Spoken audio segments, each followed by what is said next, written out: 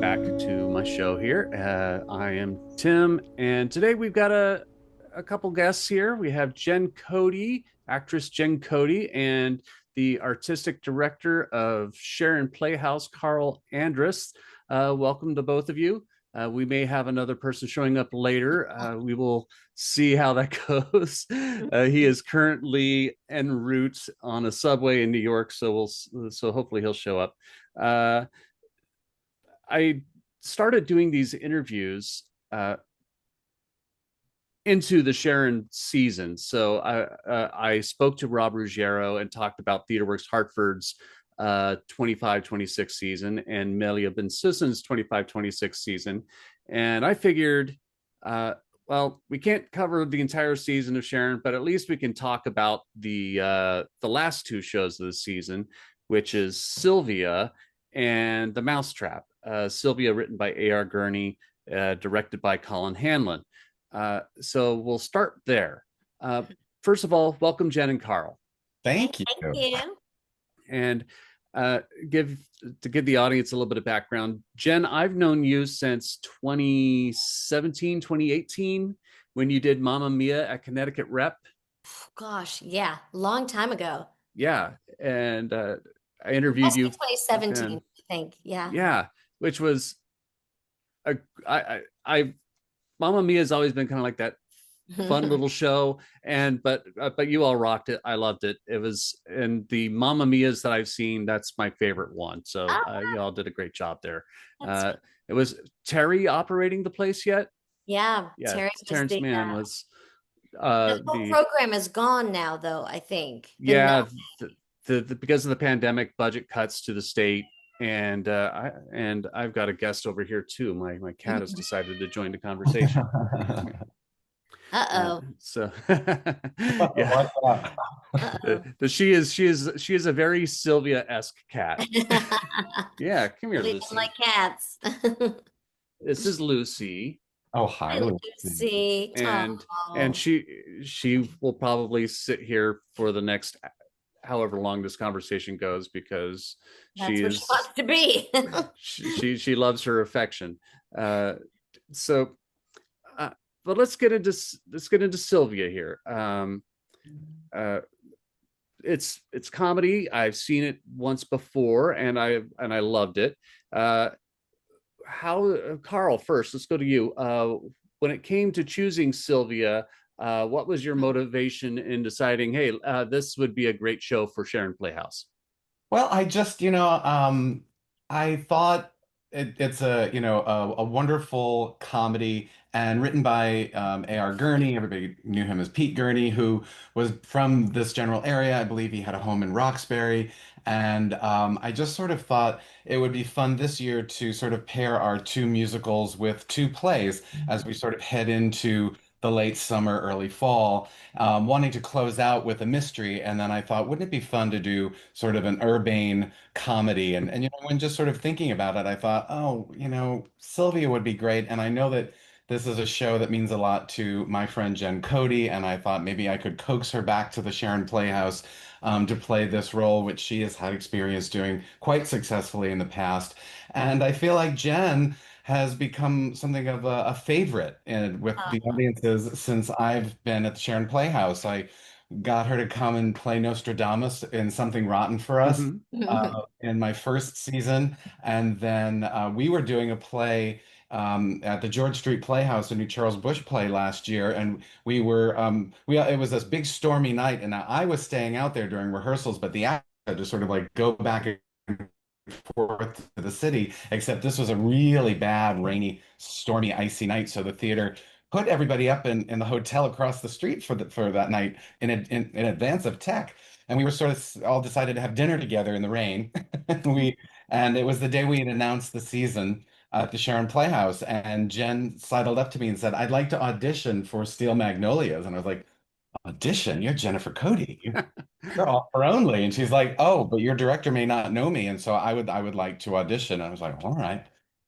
So we arranged a meeting with Jackson Gay, the director, and sure enough, Jen got hired. So it was as Truvy and Steel Magnolias, and it was just like, well, that's great. And Yeah, and then so I really thought like, well, our audiences up here have just fallen in love with her, and I would like to have her back and in this role. And so it was really as simple as that.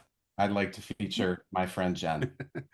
Well, and Jen's kind of created a regional career here in Connecticut. She between Connecticut rep Sharon Playhouse and TheaterWorks Hartford.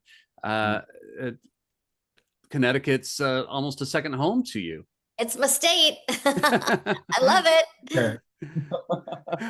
And this is a question that was going to be for you and Hunter both, because Hunter's got a make kind of made a second home here also as a director, with directing at ACT and here at Sharon. What is it about Connecticut that brings you back? Well, I think each place is different, has different things that I love about it. The thing I love about Sharon is that they have a really wonderful community of people here. And after every show, you kind of sit out on the patio and you talk to the audience. And like I was in the grocery store the other day, and these people came up to me and they're like, "Oh, what show are you here doing a show?" Like they were. I think it feels very small towny in a way, even though it feels like a lot of New Yorkers have relocated here. Um, and so I love that aspect of it. I love that we rehearse what we call on campus, right? You rehearse, the theater's right across the parking lot. Um, and I think that the people that I get to do the shows with are really great. In this specific show, I'm working with Jennifer Van Dyke, who I have done 4 shows with, all with Carl. And yeah, we jump into it. We already have a language and we already have the way we work, and it's just easy. It feels easy. Now, is this the first time you're working with Jonathan Walker? Yeah, I've done 2 readings with Jonathan, but I've never worked in the room with him. And so Jennifer Van Dyke and Jonathan Walker are a married couple, and they are playing a married couple in Sylvia. But in my first season in 2023, they starred in The Lifespan of a Fact up here. Oh yes, which I saw, and it was directed by Marcia Dodge. That's right. That's Okay. right. So this seemed like a perfect opportunity for them to come back to the community. They love it up here as well. So Yeah, and talk about like jumping in. They already have a great chemistry as a married couple. All these things that we're investigating and figuring out what we're actually doing. They've already been through, right? They already have stuff to pull from. It just feels real natural. Yeah, and Sylvia is well. Let's start with this. Uh, we three know what the play is about, but what kind of a synopsis would you like to give about it without spoiling too much? Me? Oh, either of you, yeah, go ahead, Ben. whoever wants to take the Um, chance. I think A.R. Gurney did a really interesting thing in that he wanted to explore um, what it's like for a couple who are empty nesters, right? Newly empty nesters. All of a sudden, you have no buffers, right? It's just you. And I think if he had explored it in a different way of like a midlife crisis for the guy where he falls in love with a woman, I don't think the audience would want to sit through it or have any empathy. And I think Gurney makes this relationship between him and his dog the thing that pulls his marriage apart. And I think audiences follow it and they understand it because it's a dog. And Hmm. everyone had a dog, everyone knows that relationship. Um, so it's not as simple as just, oh, let's watch this woman run around and be a dog. It is the other woman. It is exploring that kind of uh, what's the word I want? Like affair. Uh, and the audience actually going along with it because they can understand it because it's a dog. Yeah, and And that's it's interesting because it's not a sexual affair. It's a romantic affair. It's love, and that can be even more troublesome and threatening. Yeah, and it's like every movie that you see where they say, "Do you love her?" Like because the emotional part is the real affair, right? It's not the sex usually. Right. And most affairs, well, or many affairs, start from that seemingly innocent place of affection towards another person. And in this case, yeah, and it's a dog. And you are playing the titular Sylvia, who is the dog. Yes. And uh, now, what kind of preparation do you as an actor go through in order to embody a canine? It's a fine line, right? You want you want to have qualities that a dog has, but I'm a woman, and so we found something today that I have a dog, so a lot of times I'll watch her and go, "Oh, that's what she would do in this situation." I really watched her, and like when she enters a room for the first time, what does she do? Or when she's hungry, how does she tell me? Those kind of those things I think are just natural. And so I've been trying to incorporate a lot of those in there. Um, and it's kind of fun because it's a little childlike in a way as well. You can get away with just doing anything. And um, yeah, I think it's going to be fun for the audience to watch this. I hope. That's my plan. Also, there's a possessiveness that animals have, Mhm. and that is very clear here in this play, where Sylvia, she has her favorite between Greg and Kate, and and uh, and it is almost because Sylvia is a female, and the audience recognizes that there is a human female playing this role, that there can be that perception of the other woman, as you were kind of describing.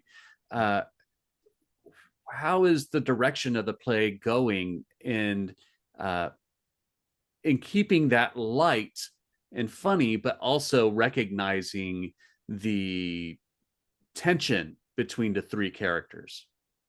Well, I think everyone is a really great actor. So every time we do anything, there's the reality of, okay, but this is what I'm feeling, and this is what I'm feeling. This is how I would do it. Like we try things a lot of different ways, and there is moments we find specific moments where you see the moments of like a woman and another woman, and where Greg is in the middle of us, Mm-hmm. and where I make decisions to make her really mad by doing certain things, and we've incorporated it so you can follow both my what's going on in my head and what's going on in her head. And I think it's exciting because I don't think the audience who's not seen this play before will know what's coming scene to scene, because Sylvia does become more female Mm-hmm. throughout. And um and I think at the end it is so funny and so light, and then when it's not, it's not. And Right. I'm excited about that for the audience. And that's the other side of the story, is that, and I think that's part of Gurney's brilliance in writing this play, and why it has lasted for 30 years now. It ran off Broadway in 1995 the first time with Sarah Jessica Parker.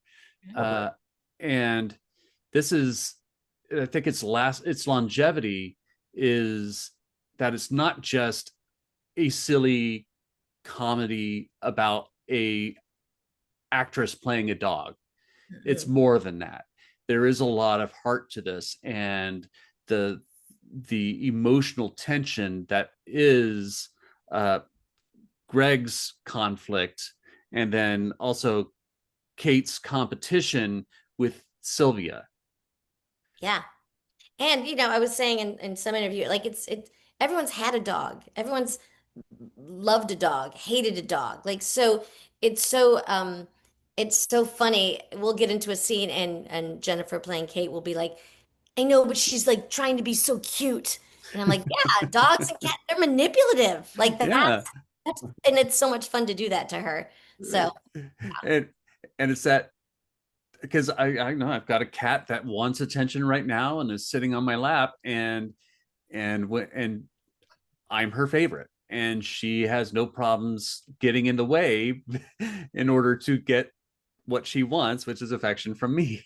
the hardest part is not pulling focus during some of these scenes because she's like, well, a dog will just run around. A dog will just start, dragging their butt. Or like, there's all these things, and you're like, okay, I won't choose that right now because he's saying something very important. But that's been the fun part. I guess that's also, yeah, you have to temper things in order to keep the focus where it needs to Okay. be in the scene. Uh, Yeah. and also, dogs have habits that can be funny, but based upon the situation, uh, particularly in a theatrical sense, can be maybe a little off color for the situation. And the director and the cast have to decide what works and what doesn't. I where Sorry, Carl. We try. I try to what put the envelope. what is it? I I mean, know, but if there's, Well, I'll tell you, in any show, if there is a laugh to be found, Jen will find about. oh, I know.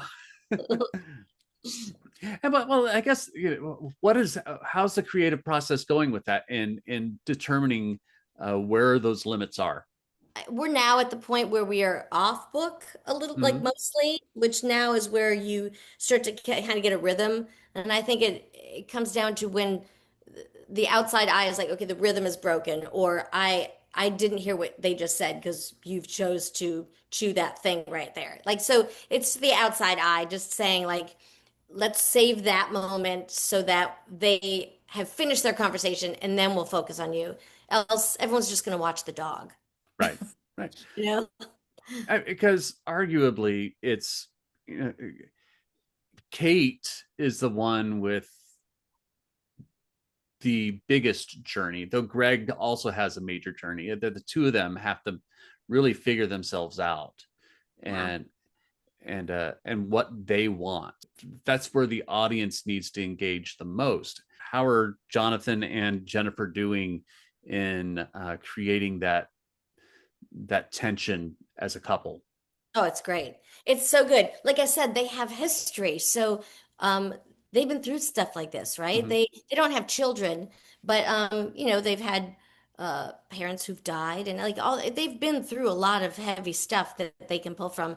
I have a line in the play at the end where I just say, basically them don't end up like those couples that sit alone night after night staring at each other with absolutely nothing to say. Like Mm-hmm. those don't, so like it's a warning a little bit, right? Sylvia is a warning. So um they've been together. I think we were talking today, they've been together 36 years. Mhm. So that's a lot of stuff to pull from, you Yeah. know. Carl, what would you like the Sharon audience to take away from Sylvia? Well, I think I really want them to come and enjoy the humor and the virtuosity of these actors and this cast and what Colin is doing with them. I think I really want them to feel something. I really I like they say with Steel Magnolias, laughter through tears is their favorite emotion, and that is what I really want them to come and have fun. But there's so much to experience in the relationships between this couple and the relationship with an animal. And during COVID, my husband and we got a dog, and I am the favorite, and and he's other daddy, and he's made peace with that. But there's just something really primal about that relationship. If you don't have children, if you do have pets, that's something that takes you out of yourself, is really important. And I think being able to laugh at it and recognize yourself in it is really what's going to be so great about this production, and why I wanted to share this play with audiences. We did it's sort of a little bit of a mini season of Gurney in that we presented love letters in February for Valentine's Day with Gretchen Mol and Campbell Scott. And oh, it was so moving. And Gretchen was like, we need to do it more. One, like, you really get into it and get into the situation. He's really such an extraordinary writer. I'm so pleased to be presenting it. And I want audiences to come out and have a good time. That's what we this season is really sort of meant to be a joy factory here at the Sharon Playhouse. We want people to come and have fun, laugh, and feel something too. That's what this season has really been about so far, and will continue into the fall. I was Yeah. joking. I said I thought the ASPCA should come and have adoptions out in the parking lot afterwards because I guarantee everyone's going to want to go get a dog. Well, it's funny you say that, Jim, because with Annie, we partnered with the Little Guild, Oh, and which is the local rescue nearby, and they had volunteers come with the table set up to take applications for people who are interested in adopting a dog because we had Bill Berloni's Bailey playing Sandy for us, and Hmm. everybody just fell in love with that dog, and it was extraordinary having him. And actually, our props manager Nikki has little Raimi, who appeared as Stray Dog #1 in Annie, who was just the cutest little thing, and just makes audiences go crazy. So here we have Jen Cody, who will bring the same amount of joy. They're going to want to adopt you, Jen. that's fine. I'm available. Well, the director of the Mousetrap may have a little something to say about that. Oh, I don't think so. I think he'd be No? fine. Anger, Been anger. together how I mean if Jennifer and Jonathan have been together 36 years, you two have been together, you're giving them a run for your money, right? Yeah, we've been married 28, together 32. Mm. Y'all, because we actually haven't dropped his name yet. The Mousetrap, written by Agatha Christie, is directed by Hunter Foster. And if you don't know, Jen Cody and Hunter Foster are married. Jen is up in Sharon right now working on this, and Hunter is down in New York City right now in Just keep rehearsals. missing each other. Right. I was in Maine, now he's going to Maine. I'm here, then he comes here. Then I was just in Florida, he's going to Florida. We keep passing each other. And because he's going to be, because he's directing a production up at a Gunquit right now Yes. that's in rehearsals in New York. Mhm. And what was the show, Jen? When Elvis met the Beatles. When Elvis Met the Beatles up at a Brand new show. Gunquit Playhouse, Mhm. and he will be directing The Mousetrap. I should mention this. Let's go back here. The dates for Sylvia is August 29th through September 7th, and The Mousetrap is September 26th through October 5th. And you kind of alluded to this earlier, but what was it about The Mousetrap that inspired you? It's like this would be the great closer for the season. Well, it's interesting, sometimes people, I think there's, with good reason, people sort of think of the Sharon Playhouse as like, oh, through Labor Day, and then they're done. But, for the last number of years, at least 5 years, we produced going into the very early fall. We sort of try to make hay as long as we can keep the temperatures comfortable because Right. we're air conditioned, we're not heated. So, my first season, we went into middle October, and it just felt a little chilly in the barn. So we last year we sort of ended at the very end of September, but that sort of but our casts and our rehearsal periods a little too close. So we gave a little bit more of a buffer. So we're going into the very beginning of October, and that made me feel like wouldn't it be fun as we sort of head into spooky season to do a mystery and do a thriller. And doing a thriller in the barn would be really, really kind of fun. And I thought, what about doing like, the one that defined the genre on stage, So what about the Mousetrap? And we got permission. And I thought of Hunter because, Hunter has a lot of experience with spoofing the Clue, and he's done The Play That Goes Wrong, and I was like, what do you think about trying to really scare people? And he said, I would love that because I've poked fun at it, and I think it would be really fun to kind of come and really try to scare people with the Warhorse. And so I'm Mm. really looking forward to what he brings to the table with this great play. Warhorse, indeed. The show has been running for 73 years now in London nonstop. which Just a is brief pause during COVID, and then they were right back at it, wasn't it? Didn't it just make its 30,000th performance? back in March or thereabouts. Yeah, which is mind blowing that a that any show could run that long anywhere, and it's like what was it? The Fantastics here in New York had a mammothly long run, and Yes. then and and that's about. Oh, hey, there's Jen's pup for What is the inspiration. one that ran at the Snapple Theater?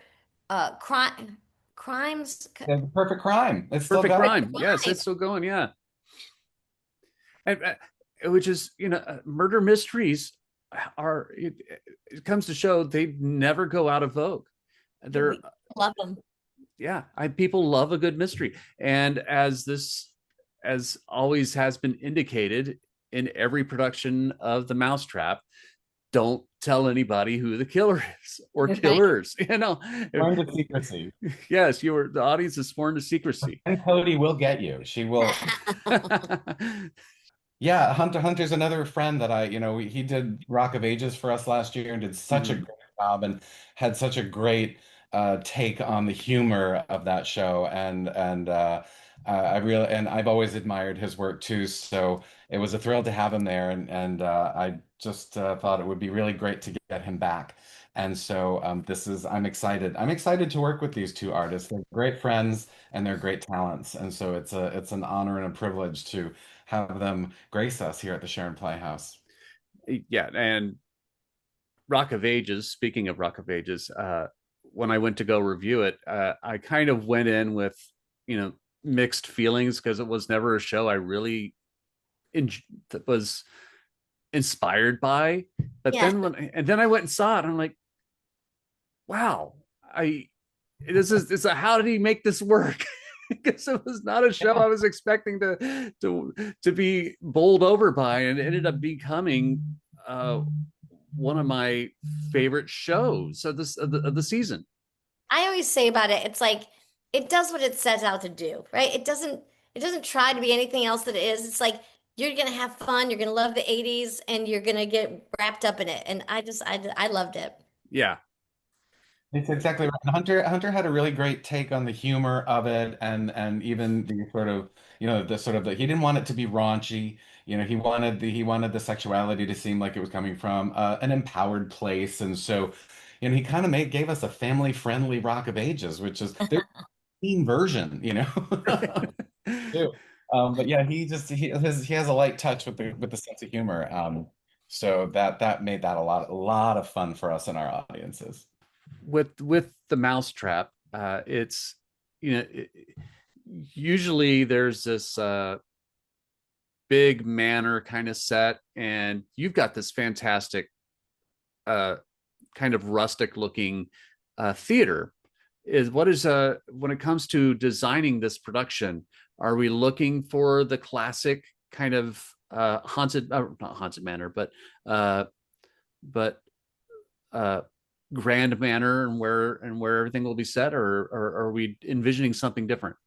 Well, I think it's gonna be sort of a real traditional setting and just really we've got a wonderful cast of local professionals. Everybody who's going to be in the cast is from the area. So we were really excited about how we could pull together a company of all people who are from the area. And so we pulled from them and I think Hunter's gonna really pull some really incredible performances and some great suspense from this really talented cast.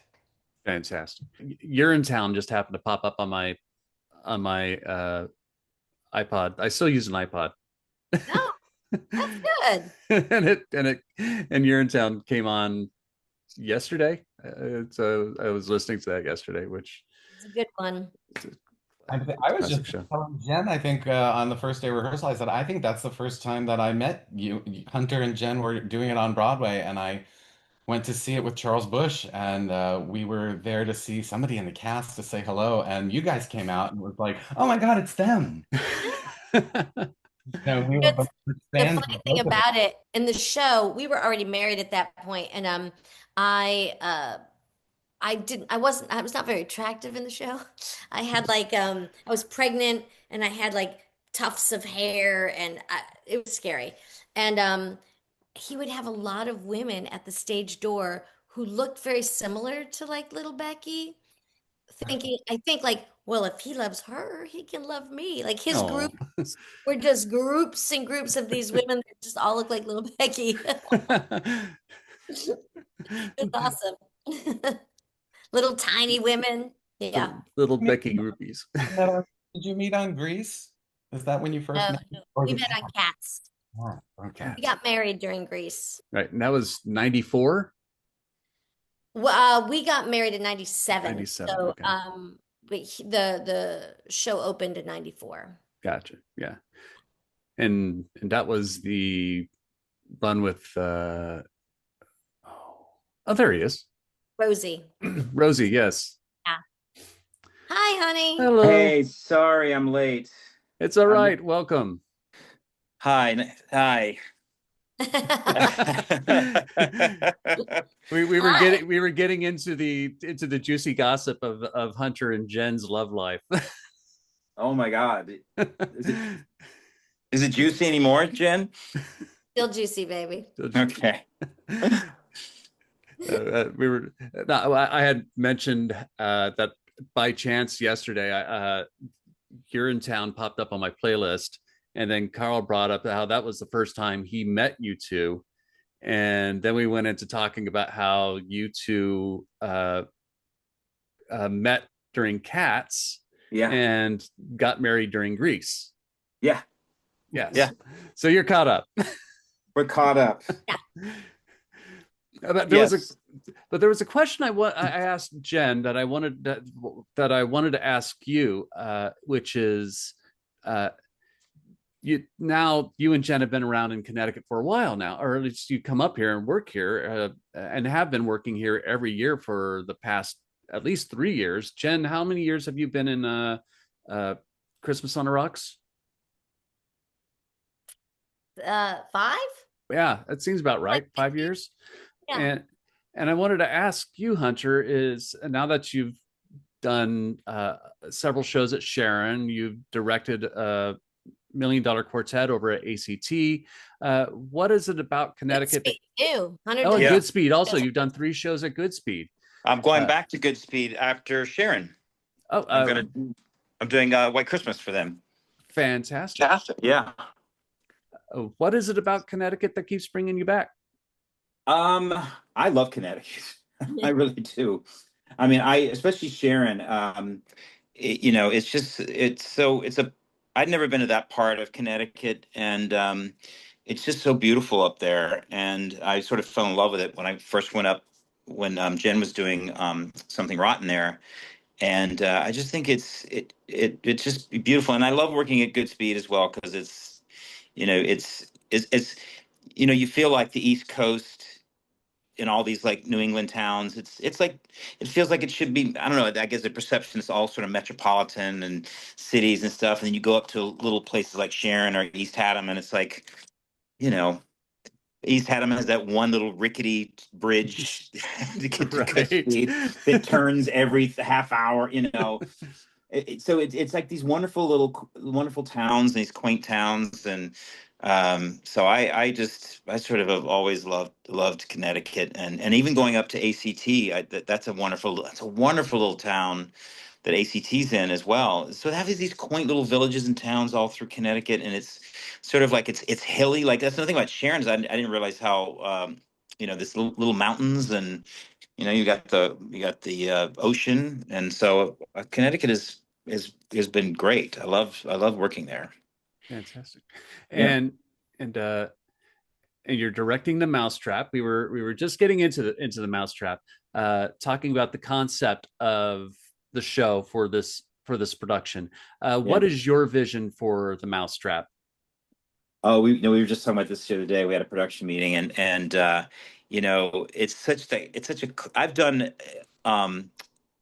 done comedies based off of like murder mysteries because I helped develop Clue and I just directed a play that goes wrong. So I've done the comedy side, and now it's actually fun to sort of go back and do like a real murder mystery, and Mhm. sort of play. I love the whole idea of it, and there's something about Mousetrap is a little creepy because like the killer is Yeah. it's this. I'm not going to give anything away, but there's a little something wrong. There's a little psychosis with the murderer, and it's I don't know. And all the characters I think in the Mousetrap are they're all weirdos Right. in a real fun way. They're and that's what's so great about what she wrote is like any one of them could. She sets it up in a way where literally anyone is a suspect. Right. All of them. It's not like, oh yeah, that person could have done like and every time I reread, I reread it again the other day, and I was just going through it, going, yeah, I would believe that any of these characters, and I think that's what's so great is that you're able to create this a murder mystery in which you believe that any person in that room could do it, and that's what makes it so scary. Well, and not just scary story wise, but scary as a director is because you've got to keep all the characters. There's 8 cast members playing different characters, and you got to balance it so that one character never looks more suspicious than everybody else. I mean, Right, you can have ebbs and flows, but you want to keep the audience questioning the truth. right, right. And so And how do also, you but balance that? well, I think really, I think part of it is like she does a great job of like, oh, it's this one, and then you're like, and so the audience is convinced, or the reader's convinced, oh yeah, it's definitely that character, and then all of a sudden something else happened, like, oh wait, no, it's this character. Oh well, wait, no, it's this character. Well, it can't be all of that. Like it's constructed in a really good way that I think that the spotlight shines on each of the different characters at certain points in the play where you just think that it's, oh yes, it's got to be that person. It's whether it's Christopher Wren or the Italian character comes who's wearing makeup. Like they all have something about it, and you're right. You don't want to ever give it away, and I think it's constructed in a way that I always feel like it's done in such a way that you never really know. I don't that she doesn't give it away at all. Right. Like there's no clue that it's who it is. Because there was one production that I saw, and this isn't giving away the ending at all, uh, that it just happened to be the way the actor was performing the role and how the director was manipulating the scene or the whole play, uh, is that Christopher Wren, as you said, for some reason, just really came forward as the most suspicious character. I'm like, pull him back just a touch. It's like it's like you got to, like I said, you got to move the pieces so delicately to keep Yeah. everybody suspicious. Well, that's right, and I think that Christopher Wren it could be the obvious. Well, I mean that character, but then also the character whose car mysteriously breaks down out in front of the house and arrives and is wearing makeup, or Mm-hmm. or the couple that all of a sudden they become. That's my favorite part is all of a sudden they become suspicious, and so it's Right. and you don't see that coming. Like all of a sudden that mystery sort of comes about because they're the protagonist. I would think that Molly's probably the protagonist of the piece, yeah, but then all of a sudden the spotlight's turned on them, and so then you really like I don't know who it could be. So I Right. think you're right. It's making sure that I always say I don't know if you ever watch. Did you ever watch Succession, the television show? I Uh, have not. it did such a great job of it never had a real true protagonist, but every episode made you want to that it manipulated in a way that you wanted that person to be the protagonist of the whole play, and then the next week they'd pull the rug out from under you, and all of a sudden you were pulling for another person, and then by the end you realized they were just all bad. And Mm. so I think there's something to that in this care of making sure that we shine the spotlight on each one, but never really. You should never come away, I think, thinking at intermission going, "Oh yeah, I know who did it." I have to say, when I was a kid, my parents were theater critics for this newspaper in New Hampshire that my father worked for, and we would go to the Merrimack Repertory Theater in Lowell, Massachusetts, and see everything they did. And when I was a little kid, they did The Mousetrap, and I was on the edge of my seat as like a 10-year-old seeing this, and just couldn't, and was blown away with the ending, and just in its scared me to death. And like I've always had that feeling. And so that's another reason why I was just like, how fun to do a story like this, in the barn, when as it's Oh, into the fall, and it's winter on stage and just and even and so the fun of it too is for people who have seen it to have them see it in experience it completely new because it's new actors and it's a new director and all of that. So even if you have seen it at another theater, come and see it again. well, Right. off of that, Carl, I knew the Mousetrap, and when you first asked me to do it, I reread it again, and I was rereading it, I'm like, I think I know who did it, but I'm not quite sure. I can't remember. So that's what I mean. Is it's like 1776. You always think, oh, there's no way they're going to get that thing signed. You Yes. know, Right. and I always feel it's just constructed in a way that you start questioning whether you remembered it. I was questioning whether I remembered it correctly because I knew who did it, but I couldn't. When I started reading it again, I was like, maybe that's not who I think. And then, of course, I was like, oh yeah. But I think it's come see it again because you may not. It's the person you think did it may not have done it. Uh, Something I've noticed in my 3 years at the Sharon Playhouse is that because of the intimacy of this particular space, audiences really experience familiar material or think material they think they know in a very different way. Somehow it hits you. Like you think you know Steel Magnolias, but people were just weeping in a way as they were laughing. But you experience these shows in some sort of a new way. Even with Annie, we just did Annie. Everybody knows the story of Annie. But people were like, I didn't know if the Mudges were going to show up. I didn't know if she was going to be with him at the end.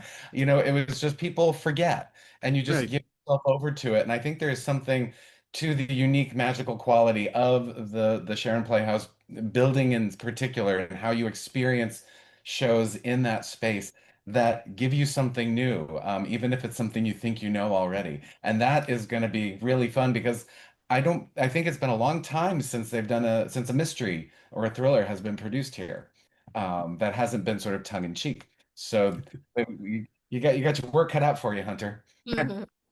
Oh, I think it's fun. I can't wait. I think it's going to be a blast, especially after what I've been going through the past 3 weeks. Which What's been going on the past 3 weeks? oh, that's another story that I don't want to talk about. For But another episode. yeah, another episode. Okay. All right. The What's fun about the Mousetrap is that you can really play around, even though it is the set is the set. It's like you can't really move out of that manner. Uh, but the characters can be played around with a little bit.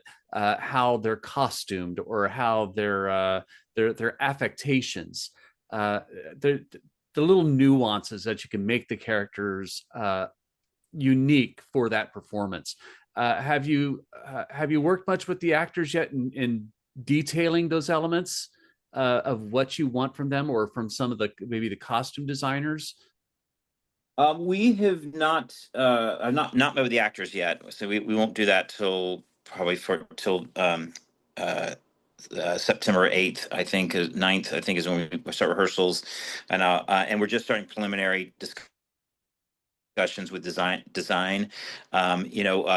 We've had discussions about the set and sort of how because I think the set itself should almost feel like it's, especially how she describes it in the play, like it, and I think that it should feel, it should be its own character, the set. Mm-hmm. I think, you know what I mean. It should feel like it's this. It shouldn't feel familiar. It should just feel like this odd place. It should feel, there should be a sense of unease, I think, with the house itself, even though it's a place where people are obviously lodging. But I still think it just should have an uneasy feeling. These characters are written to be a bit, they're all eccentric. They're all, there's no, they're all kind of, so I think that the costumes will probably reflect a little bit of their they're a little bit different than I Mm-hmm. think, except for obviously our married couple, our two leads. But I think that they just all, obviously Mrs. Boyle will be more uptight, and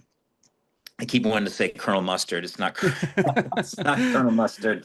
the, the It's, the the I'm blanking on major his name. Major Major Metcalf. Major Metcalf, which is which was obviously Colonel Mustard had to have been influenced on that. But Major Metcalf, that there's obviously I think that there is each of the characters and how they're described, and she does a great description in this in the stage directions, even about how they're dressed and the vibe of who these characters are. So I think when we start talking about character design, I think that those things will reflect their characters, because again they're a bit odd, and I think they're done on purpose because you if someone like Christopher Wren, who's kind of like this kind of insane, or could be insane, and kind of like unkempt hair maybe and just disheveled, and as Mrs. Boyle, who's sort of like buttoned up and tight,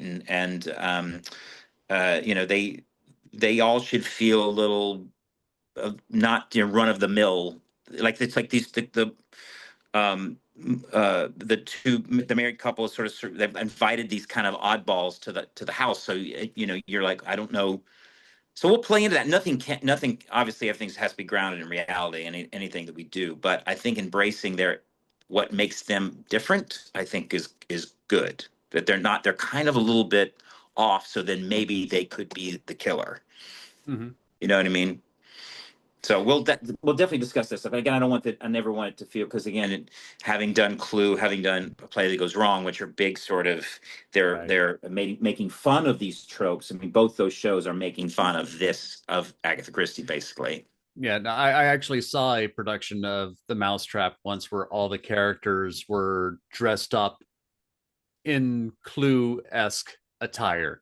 No, Yeah. we're not. No. I wanted to feel real and gothic, and I wanted to feel, and like Carl said, we're in the barn, we're in Connecticut, which a part of Connecticut, which is, there's not, you go a little bit down the road, there's not a lot there, and so it should feel, it's in the fall, it should just feel scary. The set's going to feel kind of dark and creepy, and I definitely want it to feel like I would love it if people were on the edge of their seats about it. Nothing fun, nothing campy. No, it's really so true, because it was such a history of the theatrical thriller, that Mm-hmm. and such a well-trod genre that it's gone now. Like we don't have mysteries or thrillers on Broadway. There no, it's always sort of like Murder by Death, we're Right. the truth version.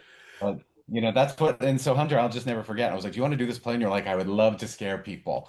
Oh yeah. Absolutely. And that's just easy because I've done the funny versions. Like I know what how these things work. So now it'd be great to just do the real version. Yeah. Yeah. Yeah.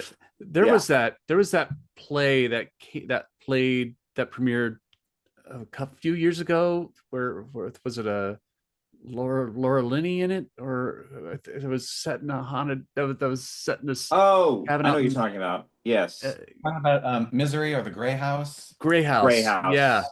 Oh my I God. didn't see it. Oh, that wasn't a murder mystery. That was a straight up horror play on Right. Broadway, which was immensely visceral. Yeah, and I remember reviewing it. I don't think it was Laura Linney. Maybe it was Laurie Metcalf. I think it was in it. Yeah, and a brutal piece. Just I remember being really spine scared shingling. of the Pillow Man. Oh, Pillow Man, yeah. Yeah, Oh yeah. Pillow Man. but you're right. Is that these kinds of stories, these mystery stories, are few and far between nowadays, and I think that part of it is the love of the classics, that that there's not necessarily room for a lot of new stuff. And I also think that the Broadway audience has trouble adapting to these kind of shows when there's so many other shows that kind of fit a niche that the Broadway audience has become comfortable with. Uh, and since we're on the topic, I might as well ask the question, because this wasn't the question I was going to ask. It's like, what is it about a the expectation of an audience, particularly a Broadway audience, and why is it difficult to get these kind of shows running? To do And thriller, to that sort of genre piece. yeah, I I think I think there's a big familiarity factor today with just of true crime and on television, like we're so sort of we know these stories, you know, we know how they're so serialized that we're become familiar. So I think to really sort of pull it off in a theatrical way, with where you're telling that one story, I think it's just I think the audience may be a little ahead of us, and that's why the spoof elements have sort of become so popular. But it really doesn't seem to be a genre that playwrights are investigating anymore. They can be successful in revival. I believe there was that revival years ago of Night Must Fall where Matthew Broderick played the killer, and it was really sort of against type for Hmm. him. And J. Smith Cameron gave an incredible performance.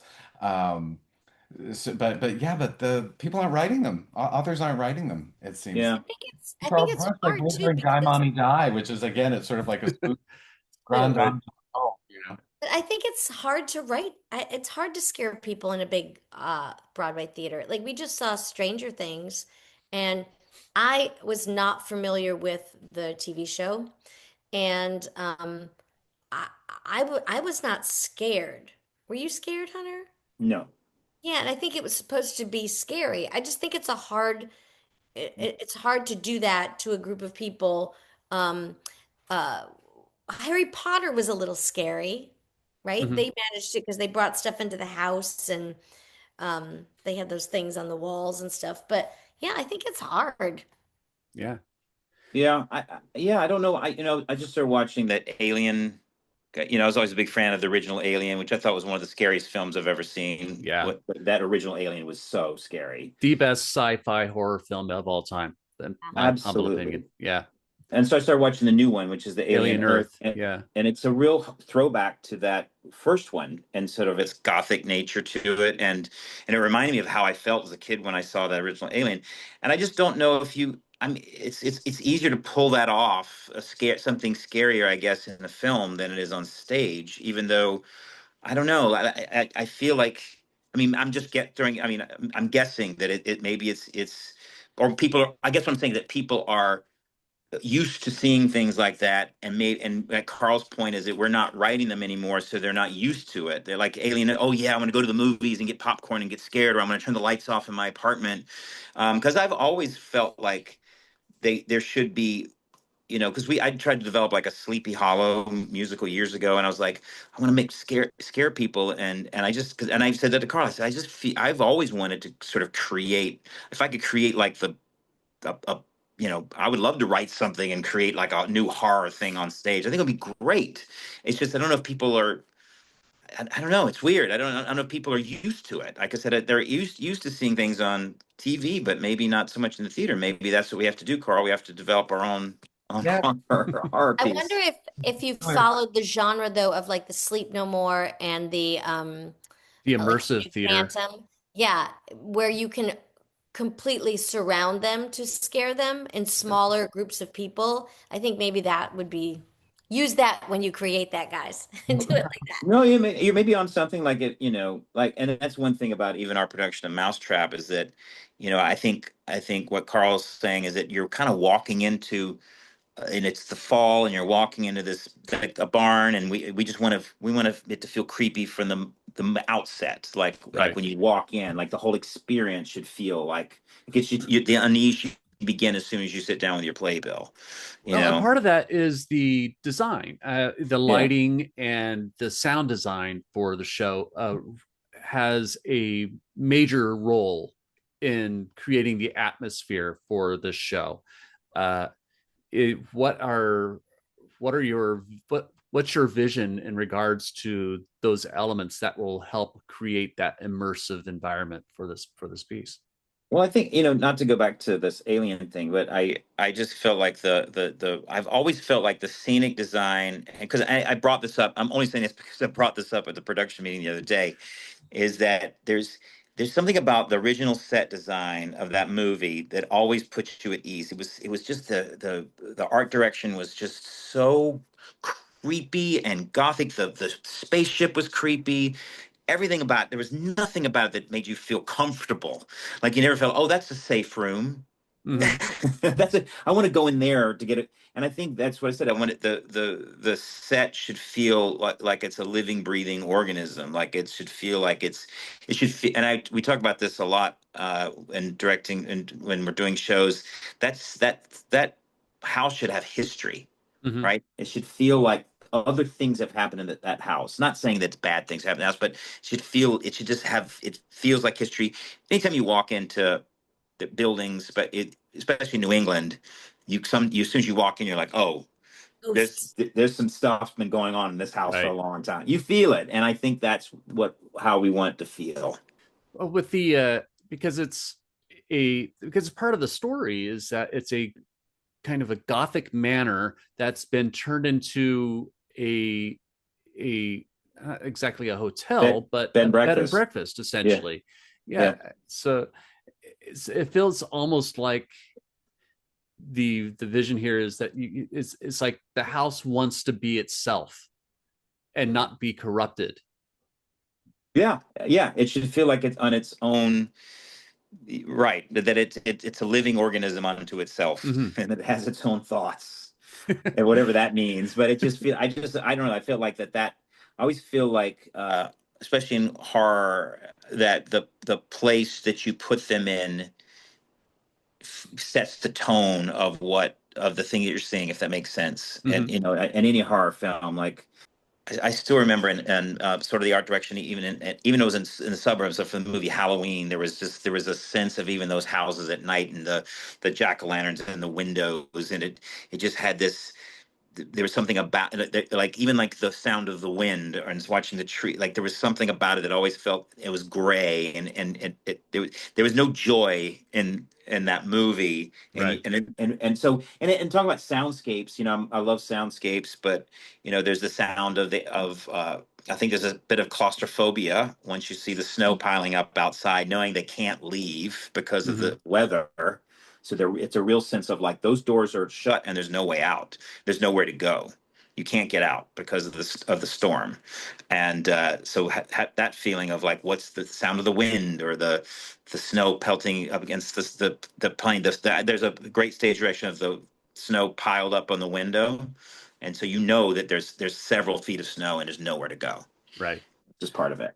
Right. That claustrophobia sets in, Yeah. and you should feel that for sure. Yep. Great.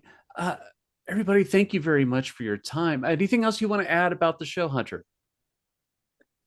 I mean, if you love to be scared, I mean that we're gonna go. I mean, we're gonna try to scare people, and that's so. If you love to be scared, this is the show to go see. And another thing I will say about it, it's really well written, and it's. I think that there's some real heart to it at the end as well. There's it has I think a real nice little. I don't want to give too much away, but it's not just. It's a good play. It's not just a vehicle to scare people. It's at its bones. It's a good play. Yeah, in its heart, there is a there is a family narrative in this, which is important. Agreed. And that, yeah, I won't say any more about that because every little thing that's a brilliance of Agatha Christie with this play is that everything is a clue. She doesn't leave any loose tidbits in the script. It's everything ties like together. Taylor Swift. Yes. Everything's a clue. Everything's a clue. Jen and Hunter, is there anything the two of you would like to share about what you're also working on outside of Sharon that you want to bring to people's attention? I just want to tie a little bow up. When I did this show for the first time, Hunter was in the play with me, and he played the other character person who plays three roles. It was Hunter. And if you could Google that and look at Hunter in a dress, it's something. Yeah, you're referring to the Mousetrap, not Sylvia. Yes. Yes. It's something. It's something. What you had? I'm sorry. What was the question again? What else? What other projects do you have outside of Sharon Playhouse that you would you like to promote at the close of this conversation? Oh, sure. So I'm we're doing a brand new musical called When Elvis Met the Beatles, and up in Maine, if anyone's in Maine, Gunquit, Maine, where it's brand new, it's never been done before, and it's a true story of when Elvis Presley and the Beatles got together in one night. There was only one reporter who was there. There's no film, no cameras, and he took down everything that happened that night, and it was quite an evening. John Lennon and Elvis Presley got in a huge fight, and Elvis Presley held it against him for the rest of his life, and even tried to get John Lennon deported. So, and they never met again. They only met that one time. That's ironic because John Lennon, it was such a huge Elvis fan at one point. Well, all of them were. Absolutely. Yeah. They were absolutely Elvis fans, but John felt betrayed when Elvis went into the army. And so he never really let it not forgive, but he just never let it go. And so when they met, it was a not a joyous occasion. And then Elvis never liked John Lennon, ever.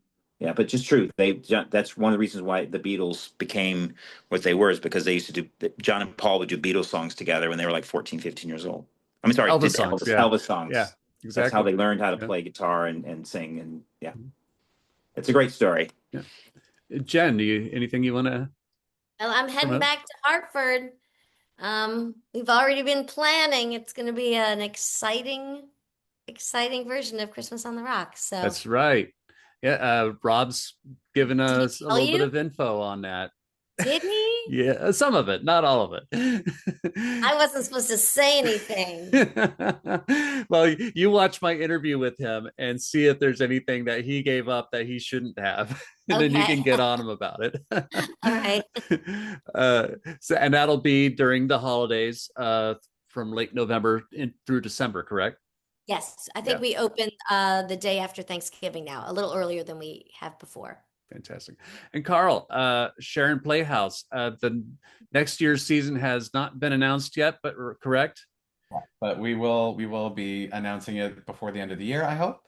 And just the other thing that I'll plug is that in our the season, we have a wonderful event coming up on September 12th, where Charles Busch is returning to the Playhouse to star in his play Die Mommy Die, starring along with Richard Kind and Christine Nielsen, Celia Keenan-Bolger, Andrew Keenan-Bolger, and Claiborne Elder. We have the cast of The Gilded Age coming to Sharon.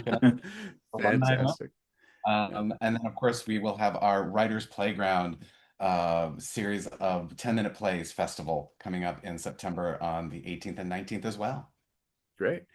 Andress, there was one question I wanted to ask you, is that you've been directing now for 10 years, correct? That more or less, you started directing around 2015? 2013, I think. 2013. Yeah. Wow. And what inspired the transition?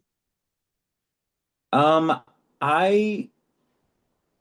was someone who was it was an AD at another theater, artistic director, who they had lost their director for a show that I'd written. I wrote a show called Summer 42 based off the film Summer 42, and he was doing it at his season. And then Lonnie Price, who's a Broadway director, was going to direct it, and then Lonnie pulled out, and then Jed said, "You should direct it. It's your own piece." And I was like, "Okay." I never thought of myself as a director, and so I decided to direct it. And I had such a really eye-opening experience doing it. And then he asked me to do something else, and I said, "Sure." And then I was supposed to, that year I went into Bridges of Madison County on Broadway, and I was in a Broadway show, and I loved doing the show, and I love that show so much. But I kept saying, "Wow," I said, "I love this, but there was something about when I was directing that I really, really enjoyed." And so when Bridges closed, I sort of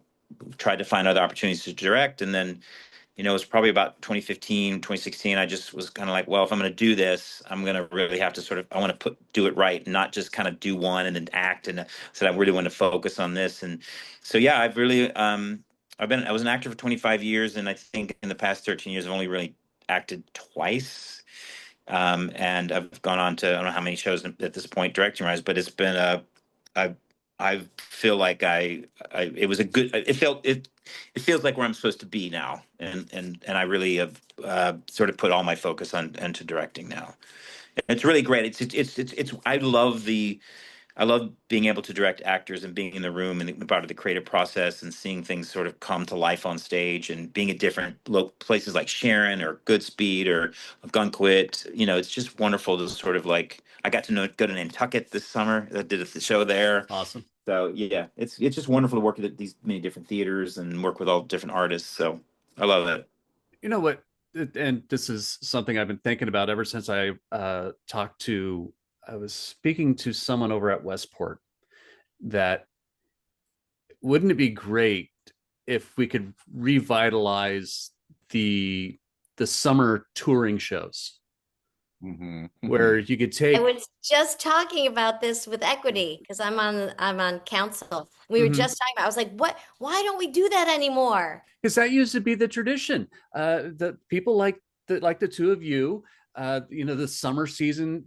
The summer comes around. The award season is ended. Shows are closing. Let's take a show and put it up at Sharon. We'll do the Mousetrap here. Then we'll move it to Westport. Then we'll move it to a Gunquit or Kate Playhouse. Wherever. Bucks yeah, County. just Bucks County. Buckstown. Yeah. It we can get that tradition back up, and you're starting to see some of that already with the collaborations here in Connecticut with TheaterWorks Hartford and Hartford Stage doing Sweeney Todd, and TheaterWorks and Long Wharf is doing English. They're doing a collaboration with English. I think it's a win-win because theaters, as they have problems like funding, they share the cost, right? You share the cost of a set that can tour, and the actors get health care. We get all of our insurance weeks. Like everyone wins. Right. And considering that, that equity actors require X number of weeks per year to be able to maintain their health care, as you said, that would be a big benefit to anybody who gets a show and can run that show from theater to theater. And most of these theaters aren't all that different size wise. I've been to Penobscot, I've been to Ogunquit, I've been to Westport and Sharon. The stages aren't all that different in size, in which it would just take some minor adjustments. I think that would be a fantastic thing if the theaters could all come together and make that happen again. I think it's a contract. I mean, that's what Jen's talking about. It's equity. All these theaters are in different contracts with equity, and so But it would they have to do line it. up in a way. What? But they do it. Like right now, I think there's a co-pro with a Lort Theater and SPT, and they work it out. Like it can be done. Yeah. It's complicated though, because then you have certain. Well, anyway, it's a non-equity actors versus equity actors, and it's a bit more. I wish that there was a way to even it out, so you could go to equity and say Lort to SPT or SPT to cost, or that it'd be easier to go between these theaters. It's not quite as easy as we would like it to be. Right? Yeah. And there's scheduling considerations and there's housing considered. There's just like when you get into the weeds of it all, it's like it's a great dream and it's a great, like, it could simplify so many things, but there's other things that get into the mix that you're like, oh. So Right. Yeah. I'm sort of like on Hunter's page of like, yeah, here's the It's hard. Oh, Because you dream think big. Dream big.